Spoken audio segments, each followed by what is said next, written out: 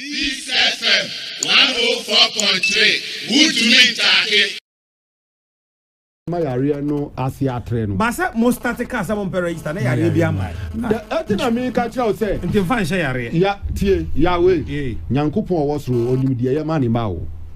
Nyankopon was ro ye ka say register ni ye mpen. Enye ne yekofre yare no baaye. Ba nyame onim kwa of aso ye na ade no. Wa ma ya argument no ye more cogent. Argument na ye put forward no enti asia bepepe so e wo mu no se wo yi emra na ye ka no kura free mu a be bia ya bedru sesi ano enu na do ma hene se asema o ka no tie o si emra bi atwa mu no no mfa bibia nkata na ne hwene okọ ba bia ye nhye no se hohoro wonsa ana se ye wi but ewiase no bia bedru pepe so a ono ojitu se enyama asesa se ya anya register fufuru a ye betumi aye election. So what you say? Pennyfo bebre ukai ye papa PC appeal for it. What's it no? Register for any IT system for ready be ehun hia. Ye betimi aye election with the current system. So tie talk be afedi. Wakasa was it my use in fact ensise bi ama ebema obi akwa hohihie mu a ontimi register and toaba because the fundamental human right apart from everything, elections is a right that we need to be protected. Ora Jerry Lawrence and so Kasaya. The same right to vote to 17 or there. Oka. These are technical issues. I was saying.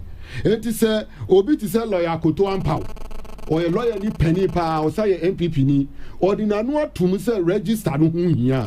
Not the amount of work and yes or more busre mu no mu ka wo mu adwini kon kan ehu se ade a ye ba be ya edi emfaso mo man sika se ye ni ade a yare yi so betimi apagya ni mu no e wo se ye hwe ni ye me pa cho so unim owura Abraham Kumsin Federation of Labor ono labor in terms of Ghana workers ni ade o mu ekuo ni bi ono so wakasa about the same thing owura Rekubrobe se unim no MPP ni penny pa Dr. Rekubrebi.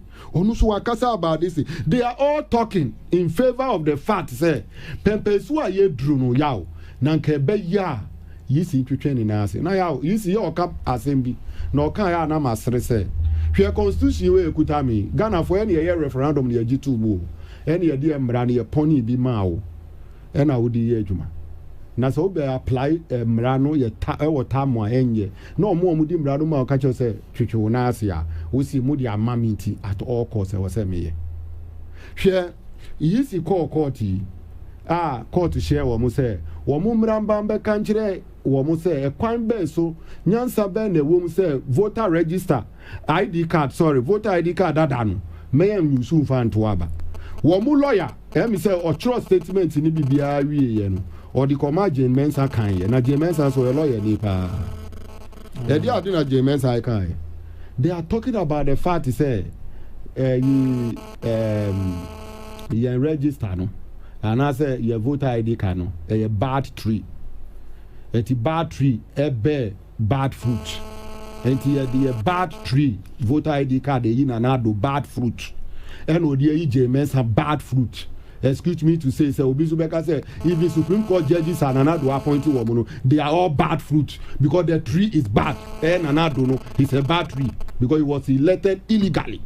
Now, so your lawyer, you know, could cruise hard way court, Echo Supreme Court, my laws on him, Echo catcher almost said, James Jatu, Musa, Sadia, we Emra, Scotter. Is it not an insult? Eti Ghana hire one Bibia Pro, and I am not surprised to say at the end of the day, no, Yakwako Nyadi Yenye. Ya so because you said tree be a poisonous. There's a tree in this wabao. So what did you make out? Ni Bibia betophobia dia ubewu. Eti appointment and another 124 ministers, no, Empona is your fire yentimi who ye one. It just said they are all poisonous because the tree itself is poisonous. That is what Mensa is telling all of us. And register with voter ID card, their registration. A president BTC Professor Mills.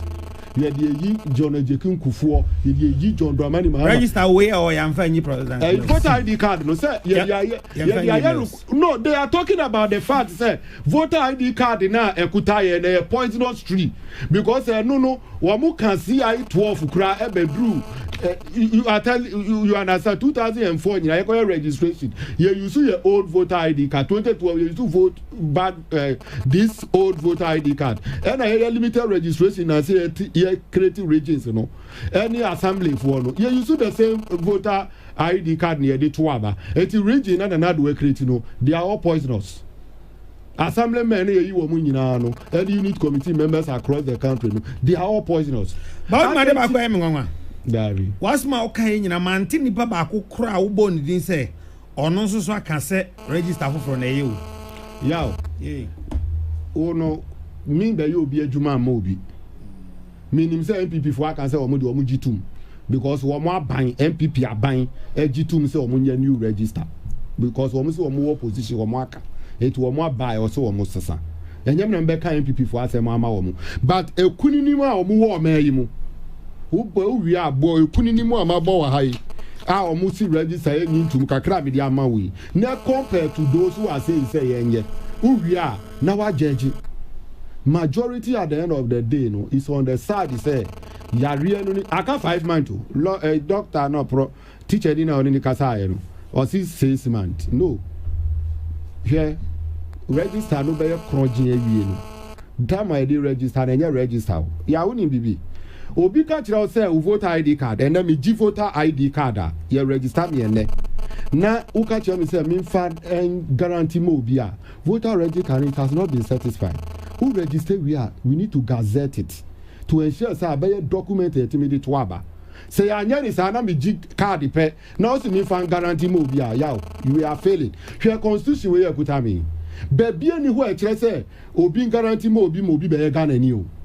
Say onim sa yamra pon we enkire sa enti so who catch me say to identify somebody as a citizen you know yaw who ye die ni yeah who ye die ni be Ghana ni oh me person me hu tribal we ye na me di card em kire me say me ye Ghana dangi me fi shay osudoku who minim so ya anwrani ewe me nimu free baby a by yisi catch me say ne say me kuta voter ID card na me shia wo kwan na say oh me ni bibia me dey be register me di me voter ID card dey do who dance me register time o ma me wo me ni bibia wo free me ni mu papa me ni wo ma me because your constitution ni kire say e wo say wo ma me wo papa bi wo nana bi ana say wa be ware wo Ghana ha ana say wo yo obi a wo wa to got emu ya foul 7 months ubetimi abe Ghana ni there are things that say yetimi mo bi Ghana ni and it say you see the Bible determine who is a Ghanaian setting this constitution aside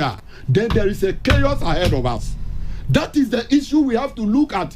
So yeah, obi be do one dance here because enyama yediko registration says omaji passport atum omaji NIA card atum NIA card ni padudu se newo mim yedi taxpayers money $1.2 billion kona ko register Ghana for no wa ko register kakra bi na wo ka che me se kakra ni de wo mo ye Ghana for na me de min ko po bi no be di hu dance here min ko pelu po enya mi ma mi papa bi and I say looking into my family tree to determine say obi betime di mu dance here say me answer obi betime di mu dance here no just o come krum no come ebusuam me belong to sewe ebusia na ebusia panyi and I say obi a oye higher than me will testify say kurawe or a Ghana ni ofri say ebusia we this is the family tree but says ya the entisa obi e not na no free tifi mandoa o tifi wa mi tia inkra ha se ya mi nko ho da kra mi nim na busia fie no